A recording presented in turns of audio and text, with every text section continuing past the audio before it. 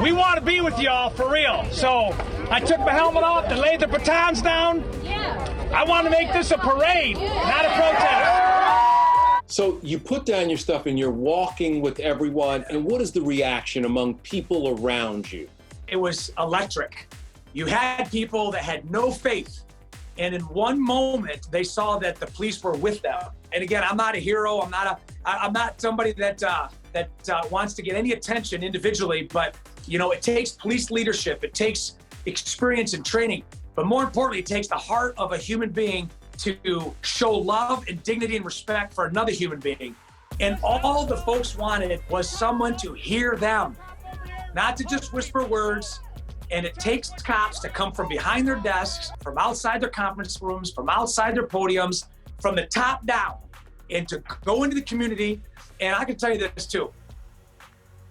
Those folks there were street smart.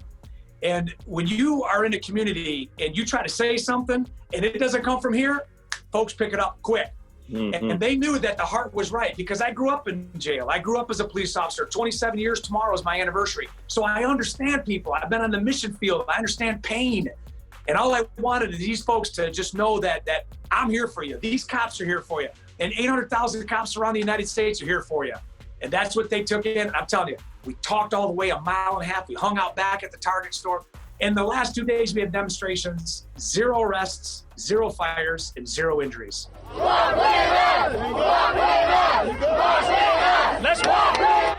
Explain to me what happened, what was going on before you even joined the protest. What was going on? They started marching up a street that's only there that leads to the police department, and that's when the temperature changed.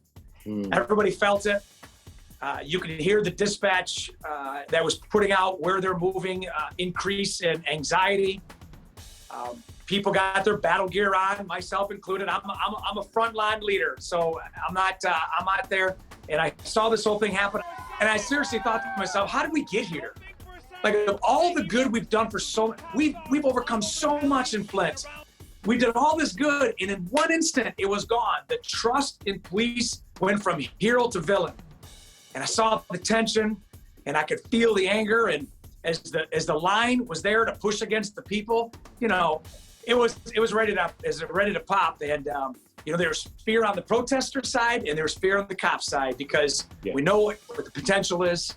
And then I saw a fist pump, and I saw a little small hug, and I was like, "That's it. I'm going to talk to these folks." So they laid the batons down. I took off my helmet, and I walked in the middle of the crowd. And I found a shot caller, and I said, "Brother, I'm telling you, that guy doesn't represent who we are and who these cops are." I gave him a big old hug, and I said, "What do you need?" He goes, "Tell the people." I said, "You get their attention." And as he yelled out, "Hey, everybody, Sheriff Swanson wants to talk," and they all turned. Don't think for a second that he represents who these cops are from all over the county and around this nation. And they said, without even thinking, "Walk with us." And that was the moment that put Flint on the map, where righteous anger is used for a peaceful demonstration and not to burn and torch our city. What has been the reaction from the community? Well, first, I give great, great, great honor to the protesters and the ones that were leading it. We're Flint strong. We're Flint proud. And I'm telling you, that spread. We set a tone that you can be the beacon of light. You can be the trendsetter. And I feel my heart breaks for communities that didn't see what I was able to see and experience that night, bro. What would your message be to those other communities, especially the big cities where you have violence going on right now? What would your message be? Clearly, it's turned from peaceful protest into a riot. They have to respond. They got to protect human life. They got to protect businesses and houses, and that's in a tough spot. But my message is, we need to lay down our swords on both sides. We need to calm. We need police leadership to continue to go, and not just go once, every single day.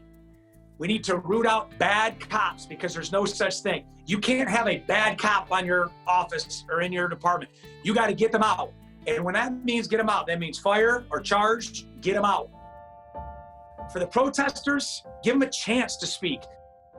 George Floyd changed American policing forever.